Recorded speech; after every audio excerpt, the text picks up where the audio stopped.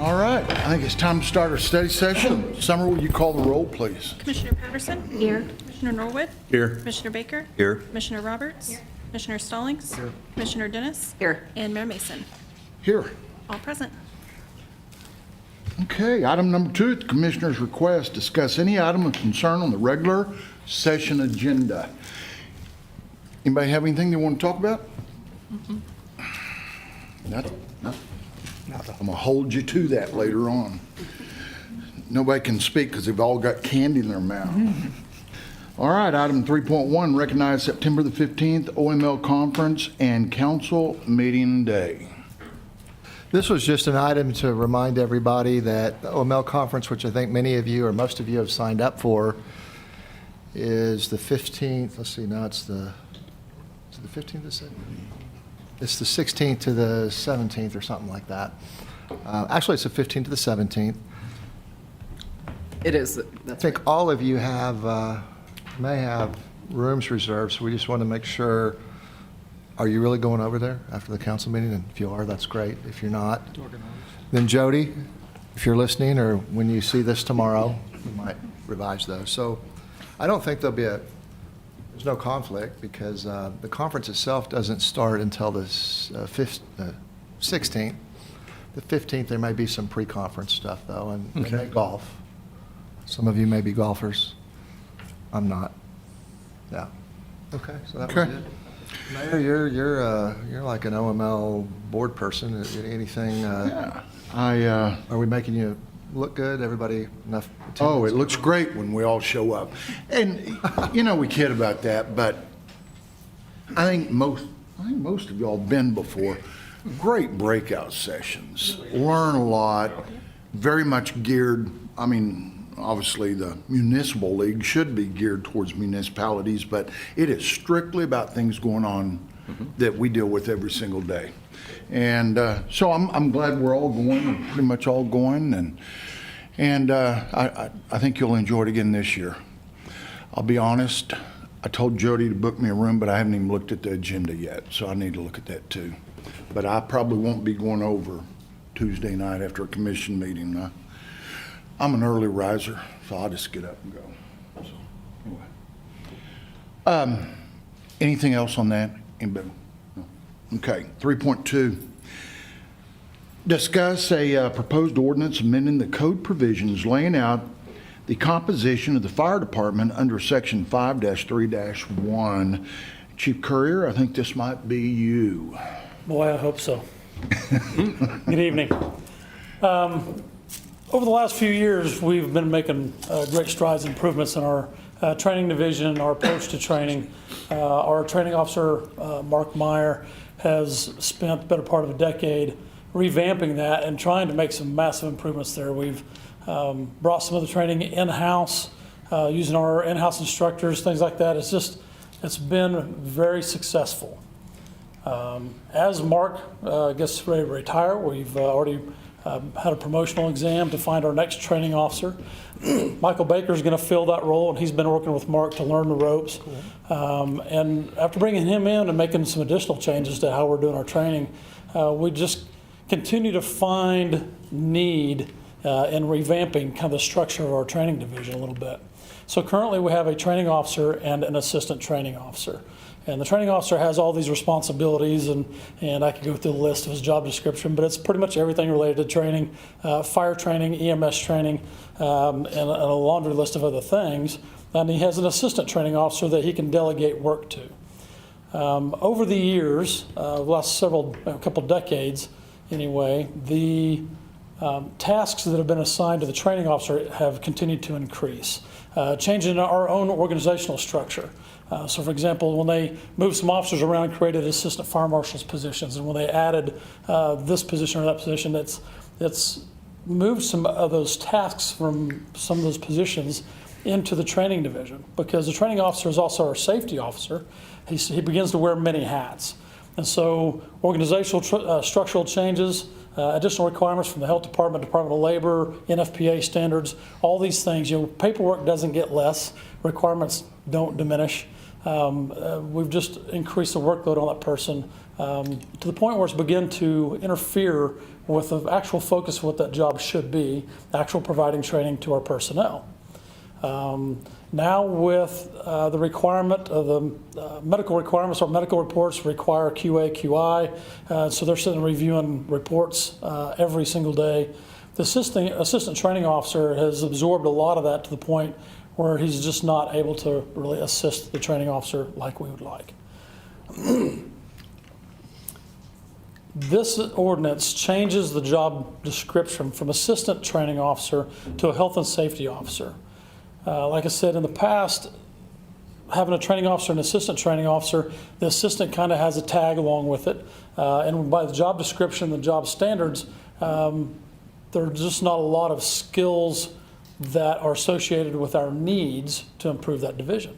So once we change this title by the ordinance that you're looking at here, we have already started to rewrite what we'd like the job descriptions to be, and that rewriting of the job descriptions would create a better balance between the training officer and what we want as a health and safety officer, to create focus in two different areas so that the fire training officer handles fire and rescue training and manages that side of it, while the health and safety officer takes the reporting requirements, things like that, and also takes on the EMS training portion of our training. And that way they have a focus, they have a mission. They're equal partners in the training division next to the training officer. And so we're hoping to draw a highly qualified candidate instead of someone who would otherwise just want to be an assistant to take that position. In doing so, it's minimal. We're going to try and create as minimal impact on organizational structure change as we can. But we really do think that that is going to spread the workload out and allow us to focus on areas of training that are important to us. This is just the first step in that process. Okay. Commissioners, you have any questions? One. So when my nephew Corbin was a training officer over there, he would always make the trainees put their cell phones in a box. Yeah. Do they still do that, or have you decided to join the 21st century? There was only one Corbin Baker.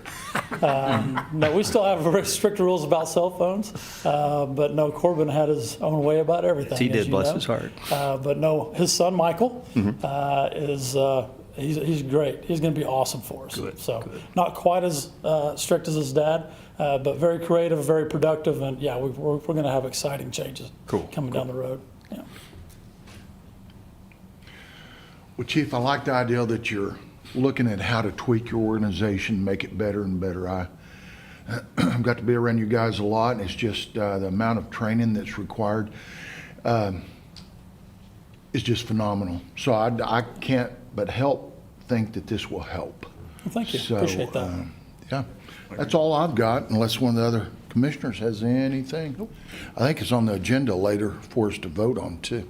I appreciate that, too. I know it's not ordinarily how we do things, but our assistant training officer, our current assistant training officer, is going to be retiring soon, and moving this process forward will allow us to post for that test and try to get somebody to fill that slot as soon as we can. So I appreciate the effort to get this done. Okay. Very good. Thank you. Thank you. Okay, item 3.3, year-end update from the Stride Bank Center. Kevin, good evening. Evening, Mayor, Commissioners. Appreciate opportunity to speak to you. I know it says financial update on here, but I thought it'd be important to provide a more in-depth, full year-end update since we just closed our financials, and obviously financials is an important and good story here, but just thought I'd share some other highlights on top of that. So.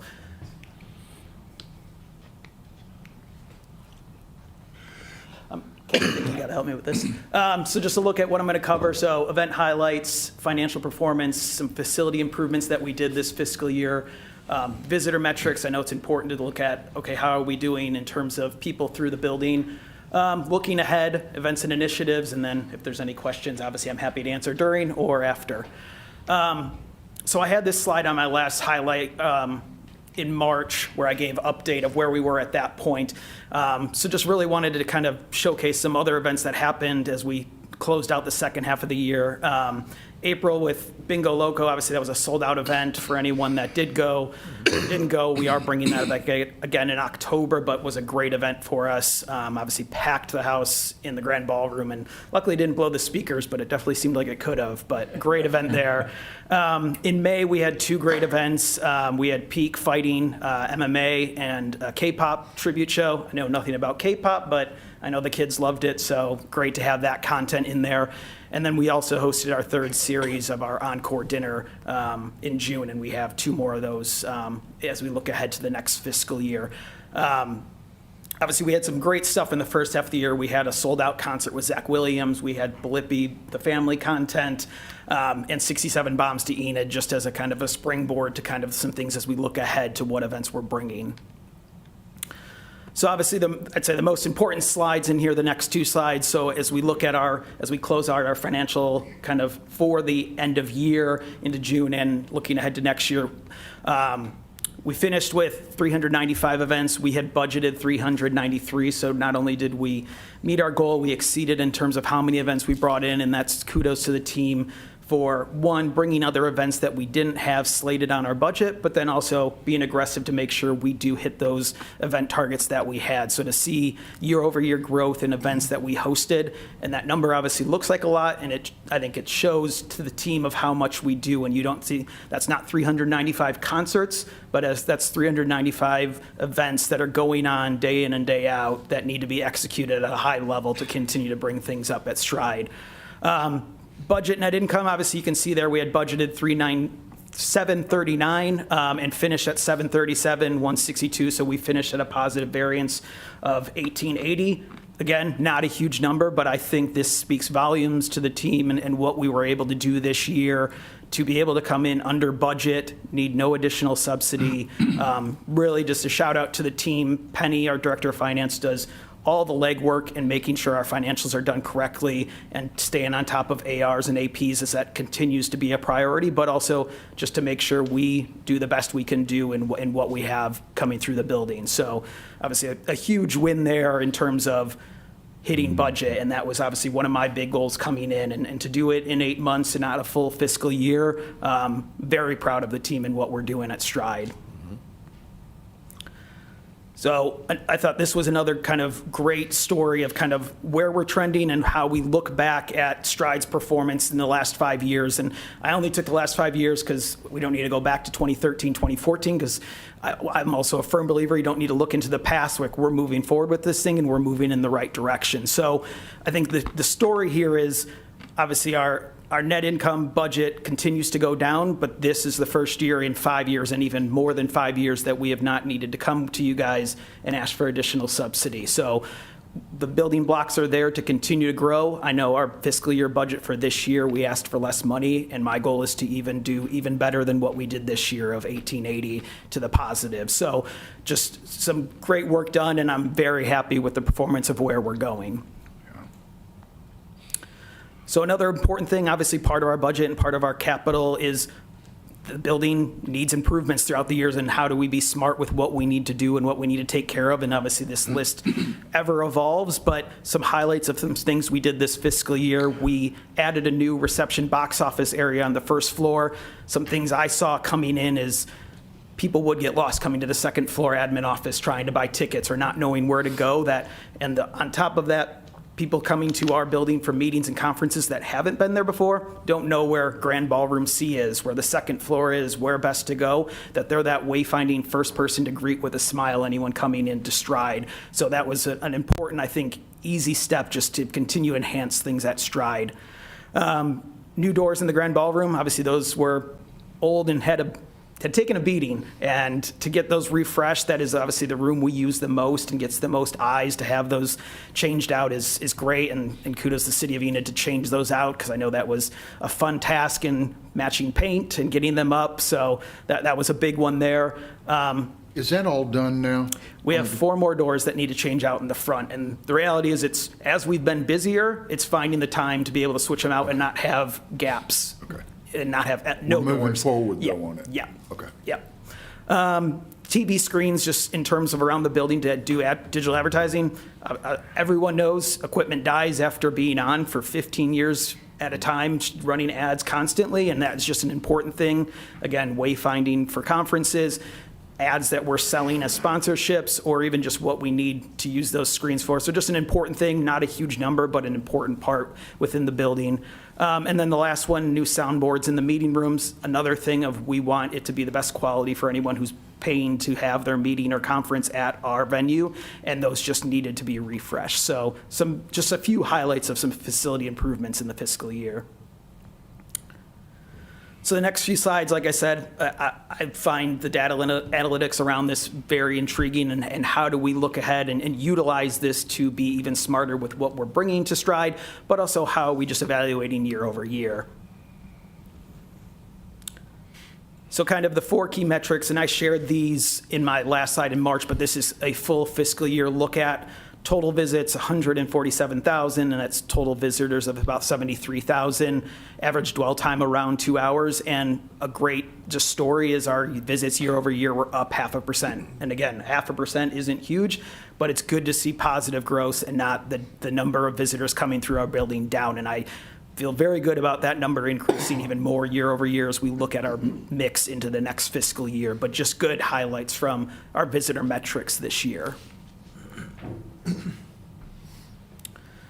Another, I think, very powerful side is, okay, where are our guests coming from? And obviously, Enid being our strongest draw, and that's no surprise, but you can look all throughout the state of Oklahoma that we draw from all areas, and we use this as we start to book events of where should we be targeting our marketing dollars outside of Enid. While we want Enid to be a strong supporter of Stride Bank Center, there is also other areas that we should be targeting that we know people come to our area for, and that's not just for an event at Stride Bank Center, that's hopefully going to our restaurants, that's hopefully staying at a hotel. All of that is shown by, okay, these people come from other areas than just Enid proper.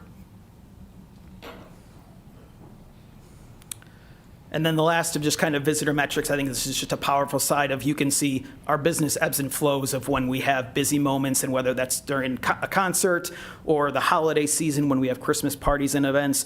But you can say consistently, outside of some little swells, that we stay consistently busy with just traffic coming through the building. Obviously, the more those numbers go up, even higher, the better. But just to show that there are ebbs and flows in the business, and that gives us time to plan of, okay, when do we want to do capital projects? When do we want to do deep cleanings? When do we want to do other things to improve the building? When we know we're going to be slower, because that just naturally happens in the events world. So looking ahead to this fiscal year that's obviously already started, there's a QR code obviously to snap what events we already have on sale, but just kind of to highlight the initiatives. First off being movie screenings. We announced obviously one that's on sale now of Never Stop Chasing, which is a documentary about Reed Timmer, the storm chaser. He was in our building doing a speaking event earlier this year, which drew really well. And when I got connected to those filmmakers, it seemed like a great opportunity to really start to test more. How do we do screenings, and what other ones can we do? So this being a bridge to that. New and diversified content. Obviously, concerts, comedy, family shows, and more are an important part. And I think the biggest piece there is we're going to be smart and calculated with which ones we bring in, and we are well on our way towards that. I talked to the mayor about this on his show, but building back our audience, how do we be smart with utilizing rooms like the Grand Ballroom to take a lower risk on event, but still a great event for people that want to come to Stride? So it's really about building our audience back and showing this place off and what we can offer. New and alternative sports tournaments. One, I guess, big new one that we're working on is a club volleyball tournament in next year in 2027. That should be a great one for us. I have plenty of experience doing that in Tulsa, and it will be a great revenue generator for us, on top of looking at what other events can we utilize that arena for outside of the traditional basketball and wrestling, which we're still going to do, but how do we leverage that space even more, knowing it is a very versatile space.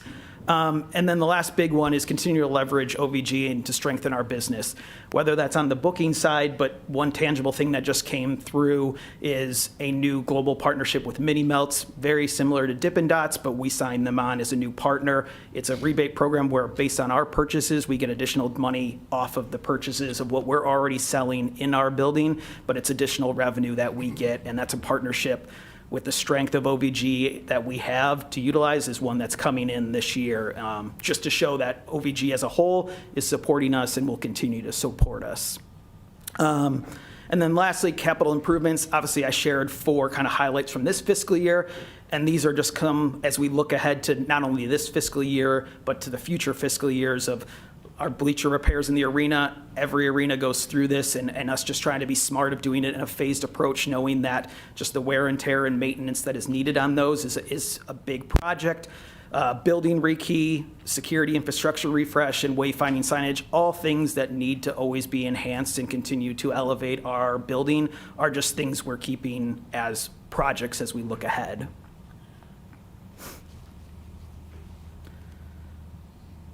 So kind of last side, just to kind of highlight, these are things we currently have on sale of our movie screening of Never Stop Chasing, our Encore Fall series, and Bingo Loco. Those are just 3 things we currently have on sale of ticketed events to the public. Now, obviously, I have more events to be announced soon. We have a couple that I know will be announced, whether it's in August or September, and that's family content. We're finalizing ideally a holiday show, and on top of that, other ticketed events that we are targeting to book moving forward. I wish there's one I wish I could have announced tonight, but it's not, I can't make it public yet, but I know we'll be making announcements soon. So all to say that while we have stuff on sale, more is coming too, and that's an important part as we look to continue financial improvement at Stride. I think that's it. Questions? Thoughts? I have a few. Happy to answer.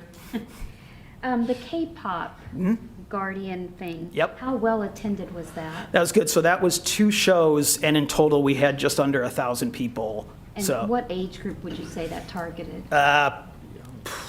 5 to 14. Okay. Yeah. Then my next question is, we're getting a lot of feedback on social media about our older teenage kids having nothing to do. Yep. Do you have any plans for the older teens? So what I'd say is for all the content we're looking at, we look at every demographic. We're not focused just on one. From my perspective, we need to look across the board and make sure we're hitting everyone within the Enid market. So I don't have a specific thing of this is exactly what we're targeting, but that is a demographic we definitely want to make sure we're servicing. Okay.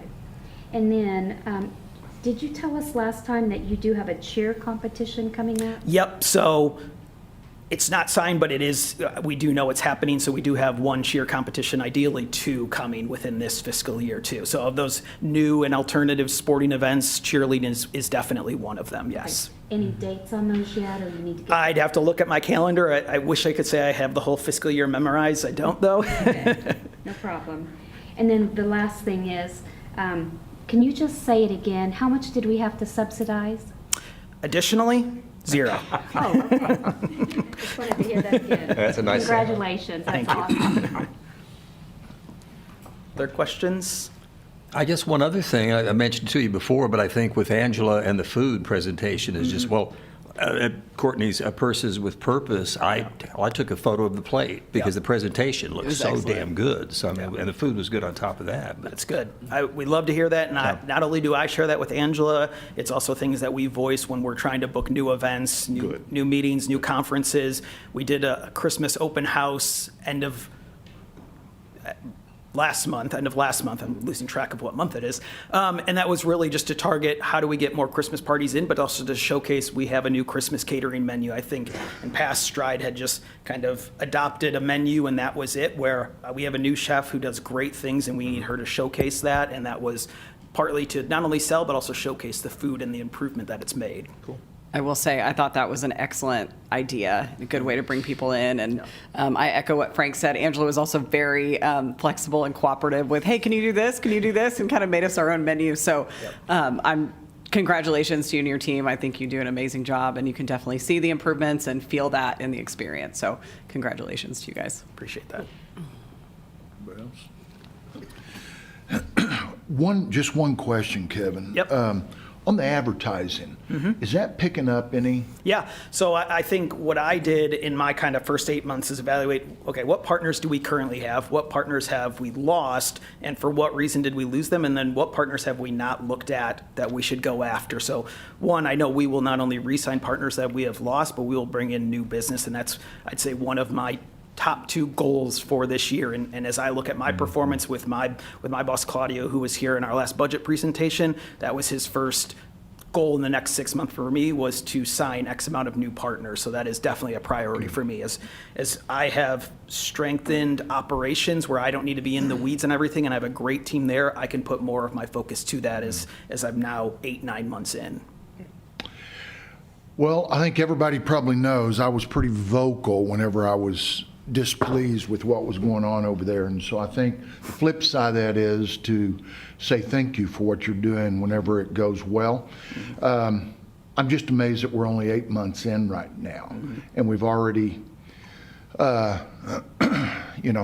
to turn that in so many ways. I think I can remember when we were up over 400 events, but we were losing money on a good portion of those. So I like the idea that we've pulled that back, tried to identify what we can make money on. And then, like you and I discussed, building that audience back. And I think that's a great way to do that with some smaller concerts. Well, we can probably put 500-600 maybe in the grand ballroom. Caps is 800, so it's a good size, yeah. Okay. Yep. 800 seated, or 1,000 if we wanted standing only. Oh, so, wow. yeah. Okay. So a good size, actually, yes. Yeah. Yep. Okay.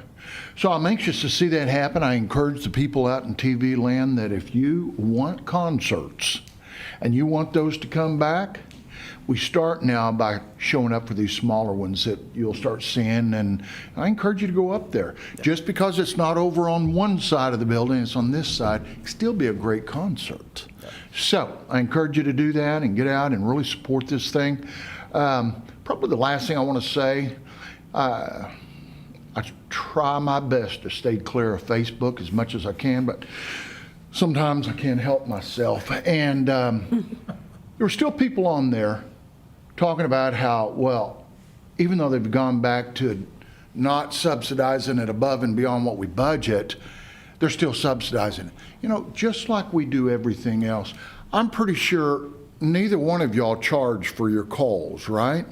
So we subsidize every single dime.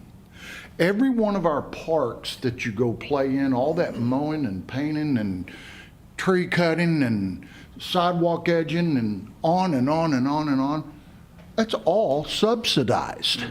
That's all so that we can have a better standard of life. I know that there are folks out there that cannot understand that concept, but that's what municipalities do. You go to other municipalities around the country, and I've been saying this in a lot of things I've been speaking at, if you want things in life, you have to pay for those. And that's part of what this is. And so, out of our subsidy, we've got 395 events. We're not having to go above and beyond that. I think you've done a great job. Don't take your foot off the gas. Yep. We're not anywhere close to where we want to be yet. I think Totally you agree with that. 100%. So I just want to say good job, and good job to your entire team. Yep. I know that initially there was a lot of changeover, and we anticipated that. We kind of thought that was going to happen. And I will say, Kevin, you took your time and picked your people. You didn't rush into that, and I think you're right now. I think you have a strong team that allows you now to go be a general manager. Yep. And drive revenue. Yep, So- totally. That's the plan, and like you said, we're not taking our foot off the gas. That was my plan from the start, and that needs to continue. The more the subsidy goes down, the better, just for, especially as we look ahead to, as you guys have proposed to rewrite, not all the money goes to Stride, that it goes over to all tourism to impact Enid, and if I can be a part of not having to take as much of that money to help other areas, that's a benefit to all within Enid. lifts the entire, all the boats, yeah. Yep. Yep. You guys are a voting precinct now too, aren't you? Yes, we are. Yeah, we are for, You support we will the be for civic August 25th. process. Wow. Yep. So if you're in that area, you'll be at Stride. And I will say, if you don't know, Kevin's got himself on a lot of boards here lately, has integrated into the community very well. I saw where he was just put on the chamber board, I think. Did I read that right? That is correct. Yeah, just Yeah. had the first board meeting last month. Yep. Yeah. Well, very good. and that's what I was getting ready to make reference to. I think that's part of how you do a market this size. Yep. If you're out doing all those things, number one, it's the right thing to do, but number two, you will run across things otherwise you might not be aware of. So I think it's a good business besides being a good community servant. Yep. It's definitely both of those. Yeah. So, all right. Well, thank you so much. We'll be looking forward now to the next, Oh, yeah. the next know. update. Bar is raised. Yep. That's fine. Pressure. Yeah. Yeah, what do they say? No good deed goes unpunished? Yeah. All right. Boy, that's good news, isn't it? Whew. Good Lord. All right. Item 3.4, update on the 911 contract with Major County and the regional 911 effort. Chief Johns? Well, mine's not near exciting as his is, but I think this is my first official time to present in front of the council, so I want to thank you for the opportunity.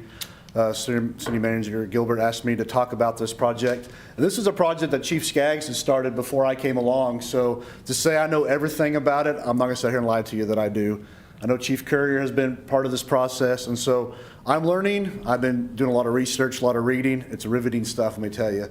But I want to talk about it, and it's something that's going to be good for our community.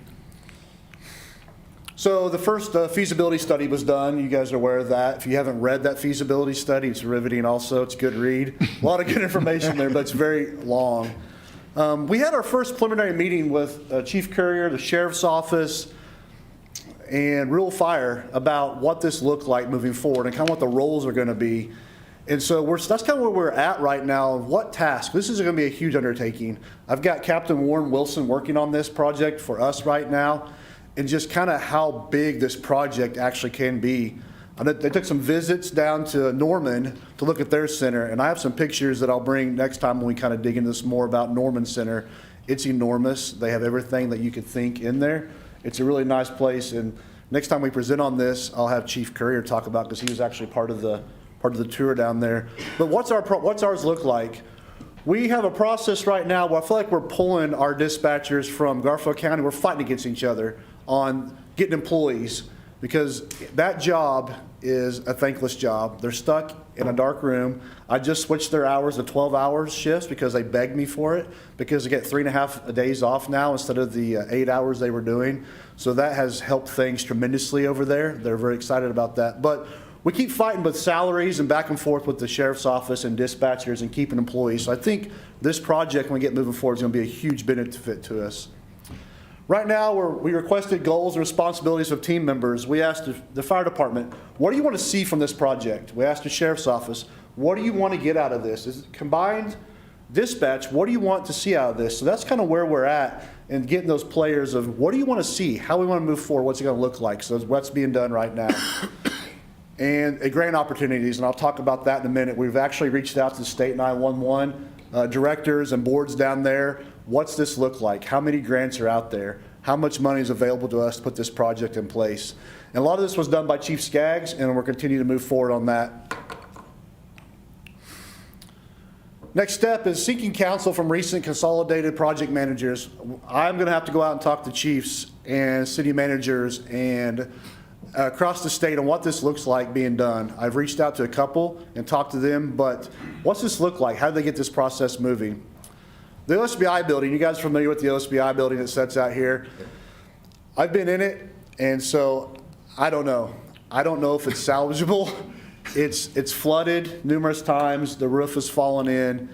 I just don't know. So we're kind of in that holding pattern. We talked last time is, do we waste the money doing a feasibility study on the OSBI building to see if something we can rehabilitate back into service for us? Is it big enough? And so it's kind of where we were at last time of kind of weighing our options there. Do we look for other places to build, across from the police department and the land there, or is there city land available to us? So that's kind of where we're at on our last meeting.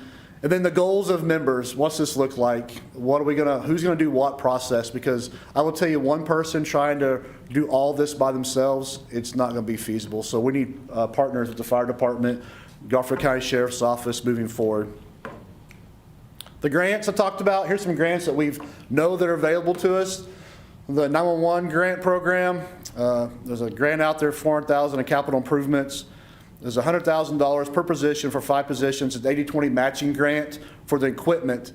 I'm going to talk about equipment in a minute with the major county side of things, how much that equipment cost for all the 911 systems and GIS and what all that looks like. There is a tremendous amount of money, and hopefully we can find some grant funding for that.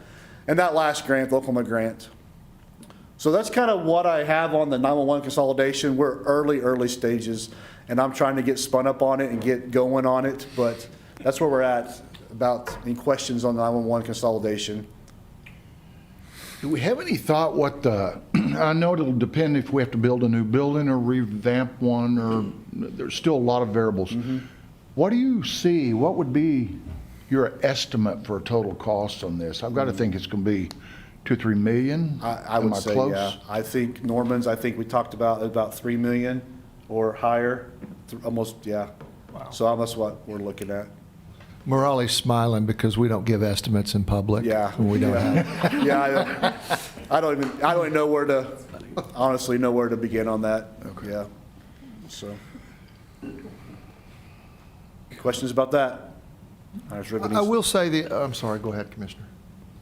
No, I was just going to say the OSBI building, I've seen it too. I don't know if that can be salvaged or not. I kind of think it's probably not big enough. But I think it could be a good site. And if we don't renovate it for something, then we're going to have to contemplate demolition, I think, at some point, because there's a reason the state moved out and gave it back to us. We appreciate it that they gave it back to us. I think the land has some value. Absolutely. Yep. How many acres is that, or I don't approximately? know. I don't know that. I can't speak to that. Morale, do you have GIS? Morale can pull up an accurate answer for you. While he's doing that, do you have any other questions? Or you can tell us about, along with you, Commissioner Baker, about the last 911 meeting.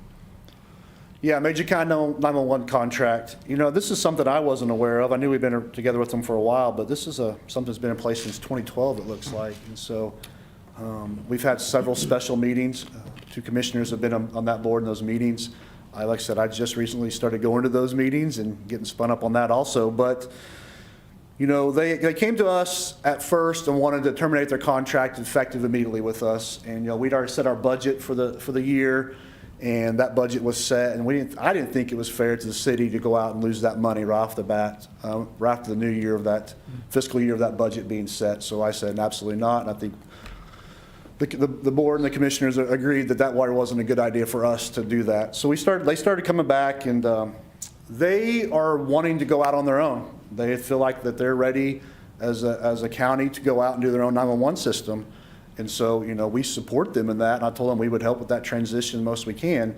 They also came to us with, they wanted to get 30% of their money back. Right now they're getting 10%. They wanted 30% of their 911 fees they receive from the local exchange, from the telephone companies, to help pretty much start a savings plan to start building their 911 center. And City Manager Gilbert and I talked, and we thought that might be, you know, something reasonable to help them get started. Mm-hmm. And they also came back to us, and there's some PSAP money through the state coming back to the cities, and they wanted 30% of that money. And that looks at about, right now we applied for it, hasn't come to us yet, so we really haven't tentatively agreed to it to say, yes, we would give them that 30% of that money back. It's around $52,000 coming back to us, to our center. So if you do the math, 30%, roughly $15,000 going back to them, which I believe they're going to put back to start their own 911 center. They also served us with a letter last meeting saying they wanted to terminate the contract. That contract will be terminated effective June 30th of 2027. So at that time, Major County will no longer be using our facilities and our services to answer 911. That being said, we're going to continue to work. We've been out there several times. IT department's been out there helping them get their Pioneer stuff lined up. Major County, I have family lives out there. I'm not going to leave them hanging. We still have responsibility to make sure they have a 911 system out there. And we're going to do our best to make sure that transition is easy and smooth as possible. There's a lot of big words that those tech people use that I just sit there and smile and shake my head. But that's where we're at with 911. Effective June 30th, we will no longer be in contract with them. And so, good questions about that. Okay, very good. Yeah, I just want to commend Enid Police Department representation on the 911 board. That was one of those things that, well, Courtney and I started referring to it using a Civil War term, the major county secession is what we called it. And that had the ability to kind of go boom, and I thought it was handled very well, and it just became business. So anyway, well done. Appreciate that. Yeah. Thank you. You have an answer? Yes, sir. It's about 4.5 acres. Wow, it's more than I thought. 4.5 acres. I think that is We can build a big 4.5. building. Right. Big building. Yeah, I think there is a drainage, so we need to think about what it's going to be. So usable area is different. Okay, very good, thank you. Appreciate it. Thank you. All right, thank you. Okay.